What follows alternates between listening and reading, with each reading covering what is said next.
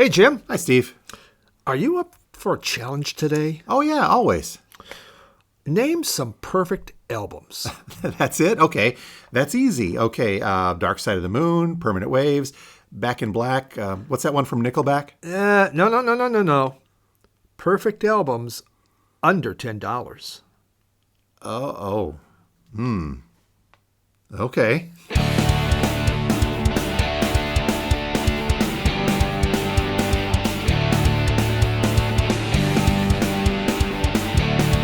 And welcome once again to another episode of Two Guys Talking About Records, a vinyl community podcast. My name is Jim, and I am a record store owner. And I'm Steve, a record collector. This is an interesting subject that we've kind of settled on for today. Just about anyone can say, oh man, perfect albums. I can do that. Okay, but now let's make them affordable. Yes, and it's gotten harder and harder. We actually started, the first thought was $5 albums, and that became like, what? So, hey, moved up to $10. Take her from there. But we'll get to that in just a second or two. But as this is a vinyl community podcast, we want to start off with our most recent pickups, all the goodies that we brought into the collections in the past week. How did you do this time around? Well, I'm only going to talk about, I don't know what keeps happening. I keep cutting back and then I keep getting stuff. I'm really confused by the whole thing. But some of these I found here at Jim's store. The first Slow Dive put out a brand new album, Everything Is Alive. And they haven't put out an album in a while. And, you know, for those, if you don't know, Slow Dive was one of those shoegaze bands of the early 90s. And really, they made some classic albums. And I hadn't really thought about any of their new stuff, but I listened to some of this online and I heard some reviews. And I put it on. It was very good. I was super excited about it. I got the new Public Image Limited End of World. Not End of the World, just End of World. And it was, to my, it was 245 RPM albums, which 133 RPM could have handled it. At first it came out and Johnny Linden sounded old. And I thought, oh man, he just doesn't, he sounded like an old guy.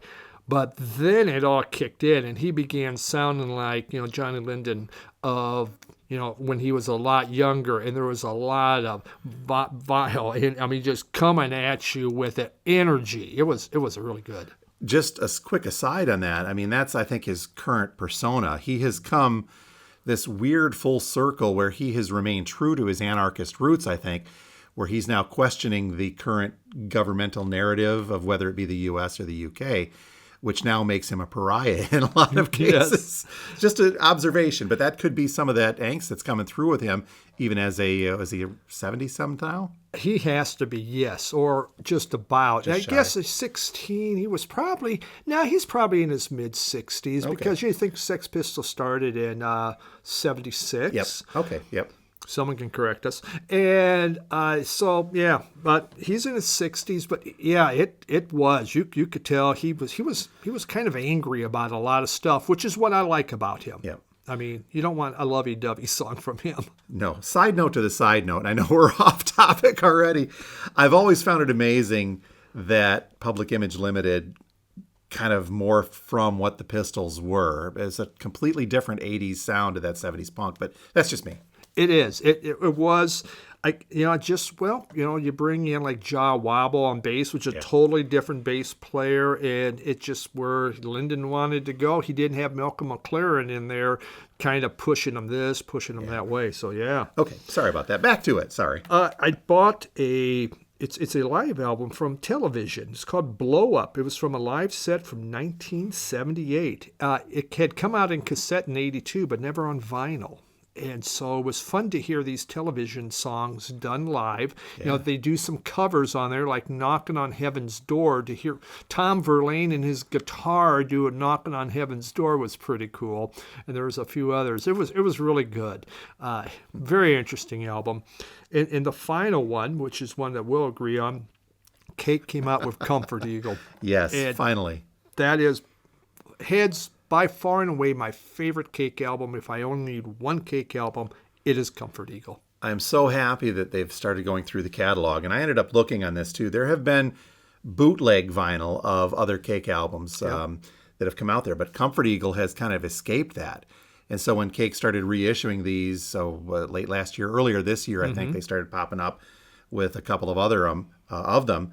I was like, Comfort Eagle, please. And then it popped up this past week. So I got one of those too. They was a little hard to get a hold of, a delay to our store at least, but we finally did get them. And that's on my list too. Yeah, it is outstanding. So what about you, Jim? Besides Comfort Eagle? Besides Comfort Eagle, Short Skirt, Long Jacket, and Comfort Eagle is by far my favorite Cake tune. Okay, it's just so driving and angry. The other ones do have kind of this poppy, fun feel to it, but Comfort Eagle just feels different, I think, and it's a more aggressive song by them. It is, and when I was listening to that, I go, eventually I'll put this on my pod on my video, my YouTube channel. I thought Comfort Eagle would be the one to play because it's driving, and it's such a good song. So Cake, thank you very much for putting these out on vinyl, especially new and non-bootleg copies, which the other ones sounded good. A couple of other pickups this week. One was an upgrade.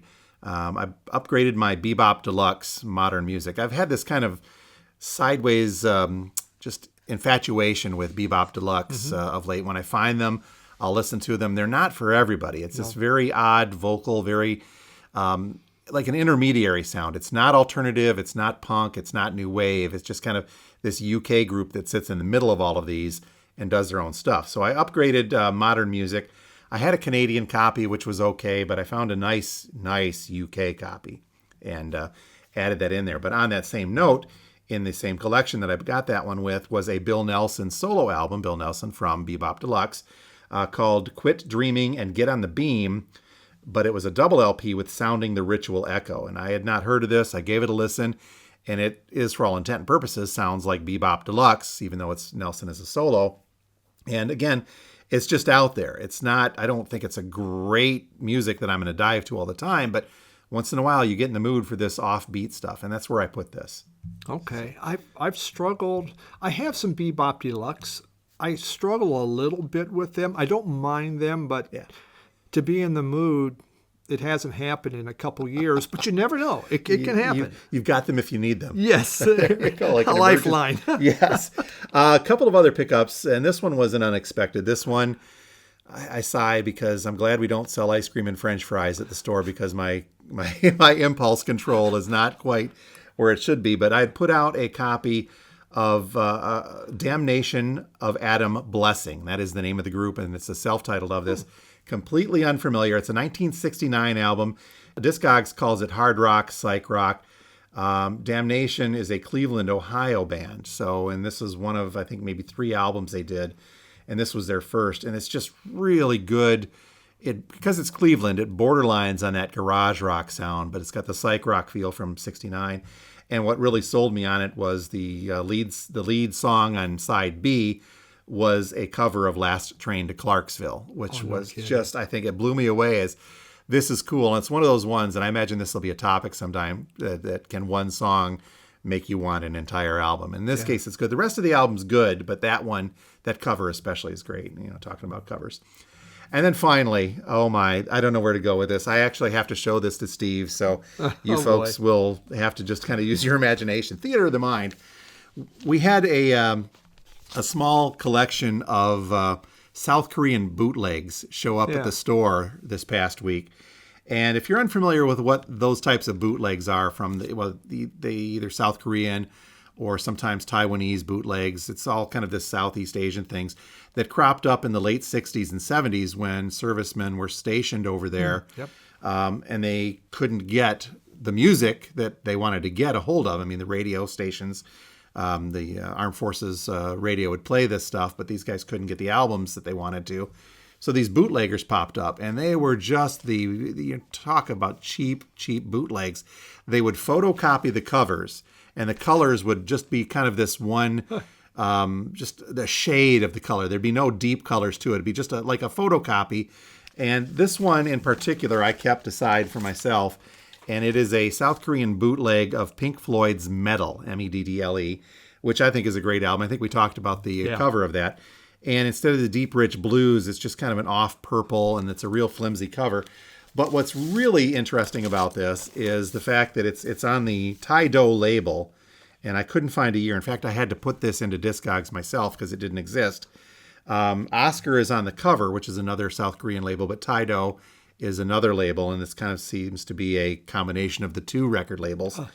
But on the label itself, it calls the band, both sides, Pink Ployd, Ployd, Pink Ployd. So it's either lost in translation or a terrible typo. And then the first song on side one, instead of One of These Days, that real angry song, it's called One of These Eyes. Lost in translation. That is what I've got here from Pink Ployd. It's an edition. And, this vinyl from South Korea is never that good to begin with. So now you age this by close to 50 years. Yeah. And it's even worse. It's just not great sounding. But I couldn't pass up a chance to have a copy of Pink Ployd in the personal collection. Yeah. So, there we go. You're talking about the problem of self-control, and avoiding trying not to buy something, which for us vinyl collectors, this isn't always the best. And as we're doing this, behind Jim on the wall is an original of 13th Floor Elevators, Easter Everywhere. And it keeps just staring at me. It's calling to you. It is. It is. It's like, the only thing that's calling you away in the other direction is the price tag. Yeah. I've been known to spend a little once in a while, but it's a triple digit, and it starts with a 3. Yes. So, now, Discogs actually, you know how I price things, especially collectibles here at the store. I try to keep in that Discogs median, especially on the high dollar stuff, unless it's absolutely stunning for whatever reason. The high end of that one is around $900 on Discogs, and that just blew me away. Yeah. So must have been autographed. Oh boy. Do you want me to take it off the wall? No, I'll just sit there and be bothered by it the whole time. At the very least, let me give you a napkin to sop up the drool. And this is a perfect album that is not $10. No. Now, where can you get these perfect albums? I think this is a great topic for us to get into today, but how about a little ground rules first? Yeah. What do we consider? Everybody, it's going to be subjective. Music, by the way, is, as always, it's subjective. Yep. But what makes an album more agreeably, in the general speaking way of things, a perfect album for you? I think there is some emotional and sentimental attachment to it. Maybe it's a time in your life where you hear it and every song connects to you. A perfect album totally connects. It's not a few songs, it's not even half of them, every one of them. And when you put it on, you want to play it from start to finish. Everything, is great. And as I was thinking about this, I found a lot of albums that I consider perfect were from my college years. And there's other ones, but under the $10 limit, that was also a big part of that. But I found that during that time frame, my musical taste was changing. And some of these albums were albums that did it for me. And when you put them on, you just go, man, this is something. And you go into a whole different way. And everything was great on there. It's a matter of flow in a lot of cases, for me at least, too. You mentioned that it has to go from one to the other. We've all had albums, and we will purchase albums sometimes for one song, as we mentioned. Yeah.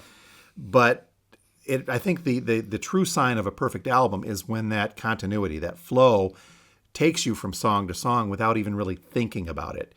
It's just something that feels so natural that the music, it's great to begin with, but it's not something that's jarring. Pink Floyd is known for a lot of these. The whole experience of listening to Pink Floyd, I think, is really just destroyed by this idea of streaming and even to some instances on radio. Because you're meant to listen to these albums as a whole entity and not individual pieces. I jokingly mentioned Dark Side of the Moon at the top of this. And okay, a lot of folks will say that is the epitome of what can be considered a perfect album, generally speaking, off of from lots of folks' opinions. Yeah. I will differ on that. And we've talked before about how I like something along the lines of Animals better than Dark Side. And for the reason being that the flow of the album in some instances, is interrupted, especially with the beginning of side B when Money kicks in. Now, Money is a great song, but I always felt that it stands out a little bit different. But Floyd, to their genius, and I'm not saying it was Roger or whoever did this, or even the producer, Parsons produced that, right? I believe. Yes. Put Money at the head end of side B, meaning that if you're listening to Dark Side as a whole, you've got to stop, you've got to flip the album, you interrupt that experience to begin side B. And I think that that's a good way to get into that jarring transition when Money starts. It doesn't bother me to flip that album, but had I listened to this, and I have listened to it on compact disc before, it's very jarring to go from that fade out to where Money kicks in. Yeah, I totally get what you're saying, and yeah, I would agree with that. And there has to be a flow. A couple albums that I always considered perfect, but not within this price range, is I just go back to Miles Davis, Kind of Blue. Yeah, it's the most perfect album that I listen from front to back, and his Bitches Brew goes the same way. Totally different type of music on both of them, but you can just sit and I'm mesmerized by it, Yep. and you feel good. It's just, it excites you. It's when you put it on. This is why we collect. This is why we like music. You find it totally exciting, and it's fresh. Yep. And there's no throwaway song on the album, like, oh, well, we better just throw this in here Yeah. just to make sure that we fill up X amount of time on it. Here's a power ballad. You get the lighters out and swing them around. The idea, though, that we're going to try to keep this discussion for albums that can easily be found for under $10 makes this a little more challenging. Now, are we saying that you can't find a Miles Davis or a Pink Floyd original or even older reissues for under $10? Of course you can, but maybe the quality's not going to be there. But for purposes of the conversation today, generally speaking, these albums that we'll talk about that we consider to be perfect albums can be found for under $10. Yes, it may not be an original, but you can get a good quality reissue. Mm-hmm. As I was checking each one of these, I went into Discogs and I made sure, okay, here's these reissues. They're right in the middle, very good plus. Yep. And they're $10 or under. So it can be found out there. A lot of them you may have, some you may not. And again, it's interesting as we look, because our perfect albums, we have a few that are same, Yep. but a lot of them are completely different. Yep. But it's our experience and our feel for that music. I also want to kind of get out there, too, that this does not necessarily mean that these are our favorite albums. Yeah. I like them. They're in my collection, but not necessarily something that I'd go to often, like a Floyd or a Rush or something of that nature. And again, these other albums, the Floyd, typically are going to run in the $20 to $30 range used in decent condition. Very But true. this is the challenge today. Yes. So what do you want to kick us off with? A perfect album that can be easily found for under $10. The first one I have, and I kind of went into chronological order, Johnny Cash at Folsom Prison. Okay. I grew up in rural Nebraska and Iowa, so country western was a big thing, and I hated it. I couldn't stand it. I didn't like Johnny Cash. He was on TV. I didn't like his music. But as I got older, this is the album I bought. I read a lot about it. Critics rated it one of the greatest albums, and I thought, let me try this. And it was so good from start to finish. And the reason why I think it's perfect is it shows Johnny Cash at his best. It's live, but he is so in tune with his audience. And so the songs he brings to life, I mean, you have, 25 seconds to go, 25 minutes to go about going to get hanged. And, at the very end song, and go, go, go, as he's swinging. And it just, he brought it to life, and you feel this. On the second side, June Carter comes in, which of course made them, it's a woman, oh boy, the prison really goes wild for that.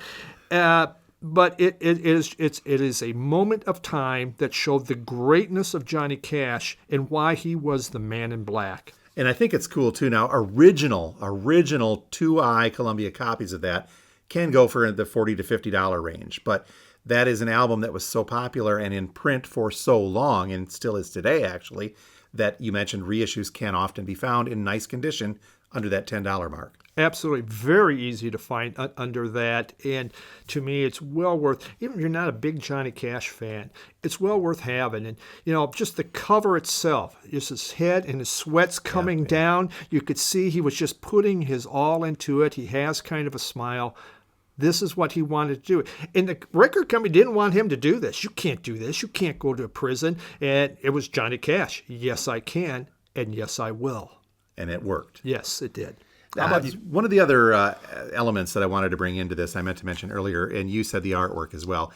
This is something that's also important to me. And I know a lot of people say, oh, you can't play the covers. But this is another big part of collecting. Yes, the music is absolutely first and foremost what we do this for, and a love of music. But the physical nature of holding that cover and enjoying a piece of art is also part of that experience for me, and something that makes a perfect album.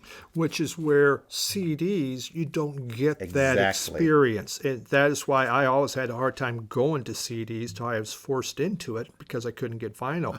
I wanted the art. Now, you went chronologically with your perfect albums under $10. I'm skipping around a little bit, and I apologize for that. But Nope. I want to start with a couple from the first from the 70s and another from the 80s. And while I enjoy these, and I do find myself going to these albums more and more, for some reason where I hadn't in the past 10 years. One being Boston's first album, the self-titled Boston, with More Than a Feeling on there and Smoke and Hitch a Ride. Lots of great stuff. Great guitar albums, great guitar parts, great cover. And another one, this one is almost in the guilty pleasure range, but this is REO Speedwagon's High Infidelity. Yeah. This one, as you mentioned, that emotional attachment reminds me of high school. Sure, that does.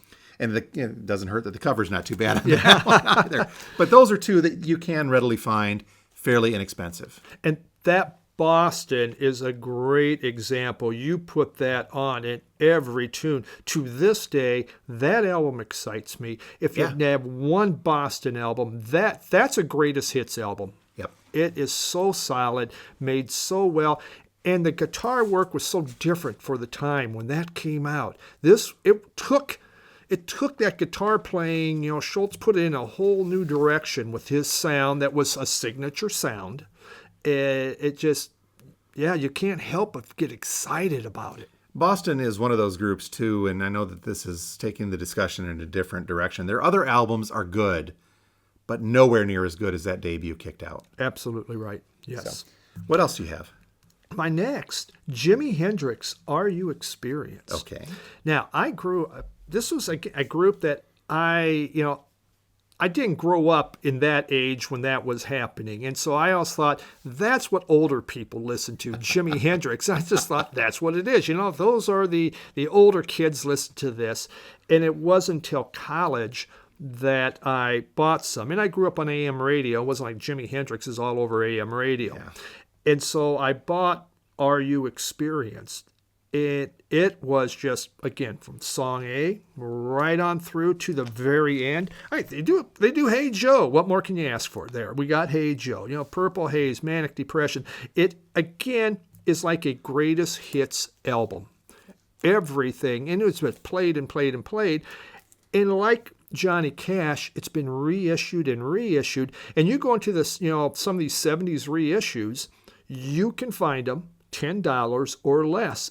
In good condition, very good plus. So it is out there, but it is just a masterclass. And here we have an album that changed music again. Something so different, mind-blowing, and people, what is this? And others might like some of their, but to me, this was by far his best album because it set a new tone out there, a new way of doing music. It was something that people had not heard. Yep. So that's a great one to put in there. This next one of mine is a little borderline. I got to admit, I looked at it on Discogs, and typically in the store, a nice copy of this would probably be over $10, but I did see some on Discogs in the range that we're talking about. And this is Jeff Beck's first solo album called Truth. Post Yardbirds, where he is just kind of coming off of, things like The Shapes of Things, which does make an appearance on this album, different from the Yardbirds version. Notable also because this has Rod Stewart as the vocalist on here. And I'm not a big Rod Stewart fan by any way, shape, or form, but I like him on this record. Yeah. And it does flow very nicely. It's blues, it's rock guitar, It's more psychedelic feeling in there too, as Beck is kind of maturing from that Yardbird sound to his own. But then he ended up kind of going a little jazz-like, not really so much on here, but afterwards. So this is another one I think that you can find, and it's Jeff Beck's Truth. I do enjoy this one a great deal. I like where Rod Stewart, his vocals in there. Yes. I did. When I first bought that, I didn't know they were in there. I'm listening, go, well, that sounds like Rod Stewart. Oh my God. He sounds pretty good on this thing. It was a good fit. And his vocals, I think, carried over to one of Stewart's solo albums. I didn't include this on here because it's a little tougher to find, but the Rod Stewart album, one of his first early solo ones. Same kind of feel and sound, but without Beck on guitar. Good point. I go in next to the debut album by The Cars. Again, this is a greatest hits album. Yep. It is just it's just everything you could want from The Cars was on this album. It is the pinnacle of The Cars. Their next couple albums were very good, but this had it all. You start with Good Times Roll, My Best Friend's Girl, Just What I Needed, I'm in Touch with Your World. It just kept going, and it was nonstop. Something different again. Yep. Rick Okosik's voice, but the whole band was playing music that wasn't typical on the radio. This is also, and this is speaking as a radio DJ of that era, there are some songs in there that made it difficult to play. You go from Moving in Stereo to Don't You Stop. Those two are back to back, right, if I recall? Let's see. Moving in Stereo, All Mixed Up. All Mixed Up. Okay. All Mixed Up to Don't You Stop. They all kind of flow together, which made mixing them on the radio a little more difficult. But that made it a album that mixed well to listen to as a whole. Yeah. Again, I'll throw this on, and you can't be, it's wonderful. And you can find it out there. It's easy enough to find. Reissues in great shape for under $10. Yep. And to me, it's just... It's perfect. I rank it as one of my favorite albums of all times. It hits the favorite and the perfect. All right, I think I've got a few more albums than you do to look at here, so let me stick with that era for a second with a couple more from me. And the Kinks had been around for a long time before this 1984 album, Word of Mouth, came out, and they put out a lot of albums afterwards. But for some reason, this one, Word of Mouth by the Kinks, really sticks out to me as one that flows. It's not necessarily a concept album by any way, shape, or mean like the Kinks had done, but it does have some good radio singles on there. Some very thought-provoking music, like Do It Again is a song that just kind of talks about the monotony of daily life and how we just have to be ever forward. Summer's Gone just is a little bit of a depressing song, but sung in a way by Ray Davies that makes it feel a little poppier and peppier. Mm-hmm. So this one's on my list, and again, regularly, this is usually in the $5 to $6 range, because not a lot of people think about this era of the Kinks to go to. You're always, let me go to that early, the mid-'60s stuff, their early stuff. Another one, and this is just because Joe Walsh, as a human being, is an awesome individual. He's a cool dude. Yes. But seriously, folks, from Joe Walsh, I put this on the list because these songs, again, just seem to go together so well, and he has just got this carefree attitude that comes across in everything, which is him. It is his way, over and over. And Life's Been Good as a wrap-up song on there is the perfect way to wrap up an album, and the artwork just says it all as well. And even you have the weird tubing.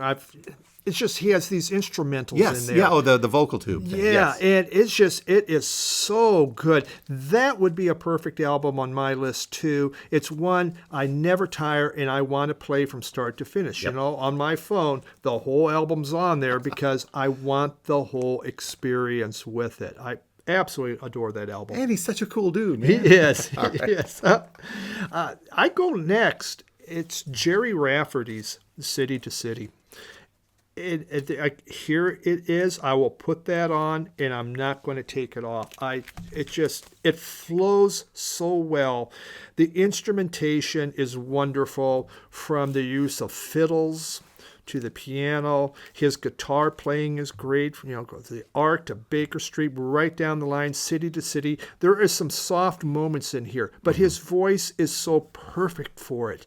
And I find this album it's exciting. It is so inexpensive, but yet the music's so good. His stuff later, there's some good stuff in it, but nothing matched this as far as every single song I absolutely love on this album. I think it's easy to underestimate that album as well, especially Baker Street, because you hear it. That's one of those ones that if it's on a shuffle somewhere on your digital side, you just don't skip. Yeah. You do not. And this it got put into that, kind of adult, oriented, records, and older adults like this, but it sold billions and still does. And and it's got that woodwind, that sax in there just pierces through on so much of it. Yes. So the notion of using horned or wind instruments in rock music is one that I think Chicago has perfected. Yes. Now don't go here. I don't have Chicago on my list because those are out there, but really the early Chicago, the jam band stuff is where I like to go to. And yes, those are readily available for $2 and $3, but I don't always consider them to be, in the parlance of perfect albums. Yep.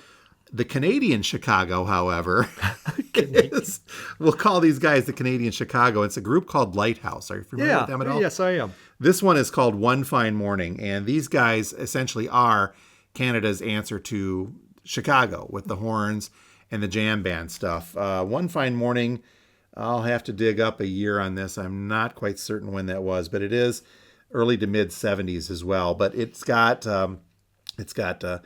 guys playing cello on here, bass, sax, flute, vocals, trombone, and trumpet are on here as well. So it's real good, that kind of a flavor. But it's also an album where, for whatever reason, they felt that they could successfully and did sing a song about the wagon train tragedies of the 1840s and 50s. Crossing Canada. We've needed that. We have. It does. It needs to be. But this is one of those ones, it's a jam album as well. And regardless of the fact that they're singing about, just some very down subjects like dying on a wagon train. Yeah. And followed up with One Fine Morning on the other side. This album does flow very nicely together. And the use of the horns and the wind instruments make this flow. So if you've not checked them out, yes, I will gladly call them Canadian Chicago, but it's Lighthouse. I used to have that, but it was one of those albums I never, you put on once, but you got a bunch of albums, and I never pulled it back out. So that's well worth looking at Lighthouse. It's got again. A very bright and psychedelic looking cover as well. It does, very reminds me of the Moody psychedelic. Blues. Yes. Which, by the way, I have next. One of my, and this one typically is a $2 to $4 album. In our store, at least. That makes it, 30 at antique malls? Yes. Okay. This is the Moody Blues in Search of the Lost Chord. And I think I've talked before about the Moody Blues, how they're kind of a sleeper in my collection, where I really am beginning to appreciate them a little bit more. This has got one of their earlier hits with Ride My Seesaw, which is a fantastic psych rock hit. But then it goes back to some of their other stuff like Voices in the Sky, Legend of the Mind, House of Four Doors. So it's got that psych feeling through here, but like a lot of other Moody Blues albums, this one flows very nicely together, and it's one of my favorites as well. And I consider this to be the top of my Moody Blues collection and one of their perfect ones. Me and Moody Blues, we don't necessarily get along the best. So, but I'm glad that's one of your perfect albums, because obviously it's very good. It just never resonated with me. There we go. But I know this one does resonate with you and with everybody out there, because it's so good and people forget about it because you can pick it up for $2. Christopher Cross's debut album. Christopher Cross. That's the one with the flamingo on it. Yeah, which I can't understand. I was looking at it, I go, why is there a flamingo? I can't find one thing in any of the songs that deal with a flamingo. There must be, there's probably some sexual thing with that only they know. But this album, when you think, Every song on here I love. Christopher Cross has a great voice, but he's a very good guitarist. And he had played on so many people's albums. And so when he did this album, Larry Carlton played on it, Don Henley, Nicolette Larson, Michael McDonald, J.D. Souther. It is a host of people that came in because Cross had worked with so many of them. They loved this guy, and so they came in to be a part of it. The album really got panned as it went because, again, that's what parents and that are listening to. And Sailing was very kind of quiet. But there was, this has Ride Like the Wind. You ever see that movie, Little Miss Sunshine? Yep. Wasn't they using Ride Like the Wind? Wasn't that what she was practicing? I think so, yeah. Yeah. But that's a rocker. It is. It is a real rocker out there. Never Be the Same is another wonderful song. To me, again, came out in college. It was one of these perfect albums that I like every song on here. And whether it's fast or slow, wonderful. I think he is the epitome of yacht rock as well. It is, yes. And yacht rock really gets hit. But yacht rock was part of my college years. And let me tell you, I'm into that punk that came out at the same time, but a lot of that yacht rock. Jay Ferguson, I love Jay Ferguson. We're getting into guilty pleasure territory. Yes, we are. Now, speaking of college years, I'm going to dip to mine in the 80s for this next couple. A very underrated band, in my opinion, and their best album. This one is 2x4 is the name of the album, by Guadalcanal Diary. These guys came out of Georgia as well, right around the same time as REM. And they've got that same sound and feel as REM, but they're a little more Southern rock-ish on there as well. So Guadalcanal Diary, I think, is one of those that just flows together. My cover, by the way, is completely trashed. But Litany, Life Goes On, was a big favorite in the college radio, and that is a great way to kick off this album, and it's just energetic, and it flows all the way through with that very 80s college radio feel. And I don't know if it's jangle pop. I would guess I would probably call it that, but a little more alternative side sounding to that. But yeah, Guadalcanal Diaries, 2x4, and especially with Litany, Life Goes On, kicking it off. And yeah, okay, it is jangle pop. I'll give you that. You do need a new cover. I do. There's almost nothing left. The good news on this one is that this album is regularly $2 or $3 because nobody pays attention to what Guadalcanal Diary is and does. So, exactly. Unless now that people start doing that before I find another cover. One more of these from that era is World Party and the album Private Revolution. World Party, a UK band, but pretty much just one guy, Carl Wallinger, and then he had some musicians helping him out there. But this one, known primarily for the song Ship of Fools, just a very kind of a Brit pop type of feel from the 80s. But all the way through, this is just a solid record and a solid sound where the songs go from one to the other. Private Revolution kicks it off on side one, Ship of Fools on side one as well. But what you really kind of notice on here as well is on side two, there's a cover of Dylan's All I Really Want to Do, which is just a very meandering but mellow kind of guitar tribute to that song. And I think this one from World Party does it for me as a perfect album of that era. It's not a go-to all the time, but one I do enjoy. World Party Goodbye Jumbo is a top 10 perfect album for me. It's above $10, but it just that was after the flood, one that I had a hard time getting. Someone finally found one and sent me a copy of it, and they're from England. And it's like, wow, this almost had tears in my eyes when I got that thing. My last one that I have here, and you could find this easily under $10. It's from the Australian band Lime Spiders. The Cave Comes Alive.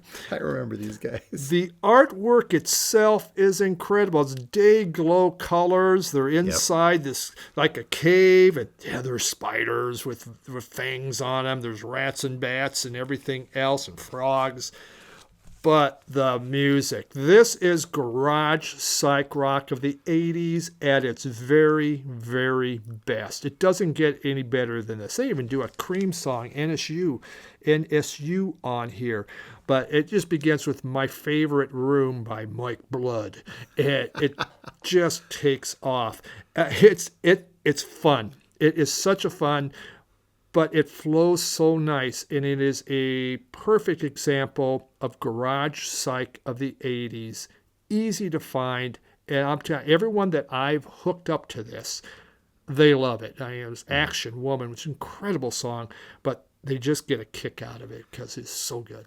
Other albums of that genre from that time, you've got that crossover punk, psychobilly feel type to them, do go for a lot more than $10. But because these guys never really made a bigger name for themselves, that one can be very affordable. It is. And, they had an album they put out before this. They had an album they put out after this, and I've had them both. But this one here is the one, and just it is a favorite, but it's a perfect album for me because every one of them songs I think are great. Now, I'm going to switch genres up one last time for my final album. I consider this to be a perfect album. It's not even, I can't call it bluegrass. I can't call it classical. I can't call it light rock. This is Leo Kottke's album, 6 and 12 String Guitar. This originally was done, I believe, in 1969, and there have been subsequent reissues of it. Very recognizable. It's got the black and white cover with old style lettering on there and an armadillo placed center in there. Just a very cool looking cover. But this music is just so mesmerizing and beautiful. Kottke is a virtuoso on the 12-string guitar. So much so, I think I'd read before that he actually had to have surgery. He hurt his hands almost irreparably, damaged them because of his playing style. Oh, wow. And that comes through in his early stuff, especially because he can take that 12-string guitar and make it sound like there's 5 people playing guitars at once on there. So it is technically, I think, bluegrass is what Discogs calls it, but it really borderlines on almost a classical guitar feel throughout. And because of that, this just flows with some old, like bluegrass standards or Americana standards with his guitar playing all the way up to some very, like I said, more modern classical feel. But this album flows so nicely. And it's not one that you put on and dance to, but it's one that you can put on and have in the background. And it just it takes you to another plane because the feeling you get listening to it just elevates you, I think. He came, when I was in college, he came to our campus to play. Oh, wow. I did not go see him because he just plays just a guitar. That's it. There's just a guy in acoustic. I'm not going to see that crap. Where's my Donna Summer at? A little more modern. Yes. But no, I've got a lot of Leo Kottke albums, and some of his other stuff they begin interjecting vocals into. And for me, that kind of takes away a little bit of his skill and mastery of the guitar. This one, however, and I'm trying to remember if there is vocals on that, but I think it's primarily instrumental. Just beautiful from the first cut on side A to the last groove of side B. It's a great one all the way around. Huh. But yeah, 6 and 12 string guitar. The 69 versions do get a little pricier, but there are others, because it's been reissued a few times, that do float in that under $10 range. Yeah, I've seen it making it a good, easy one to get a hold of. Okay. So how do you feel? Do you feel like you can go out and hunt some more perfect albums for under $10, or do you want to get something a little on the higher end? I tend to focus more on the higher end, but there's there's a lot more out there. It's just when when I began to do this, like, boy, this is kind of difficult. What everything, the prices have jumped so much on everything that it's hard to find. So these here, it's nice to know they can be found. I mean, some of you may be going, well, Christopher Cross, are you on drugs or what? But we all have our own perfect albums. Yep. It just comes to our, is it sentimental? Is it emotional? There's a reason for it, but it makes sense to us. Well, now here's the thing. Your stature as a YouTube vinyl community influencer is now going to make the prices of all of these records jump. Yes. What? You mean I've got to pay $15 to $25 for a Christopher Cross album? Yeah, there we go. Well, Steve Carlson says it's great. That's right. But no, it's again subjective, but I think we're agreed upon idea of what makes a perfect album can be taken to this level of, there are things out there that you can get that are affordable that you can still get a lot of enjoyment out of. Does that mean that you don't want to get that first pressing Dark Side or early, one of my perfect other albums that wouldn't have made the cut is AC/DC's Back in Black. And, that now just floats to $25 to $30 with first pressings that aren't beat up. Yeah. But in this notion, narrowing down our discussion, I think that's very cool to do. There's a lot of great stuff out there. There is. There truly is.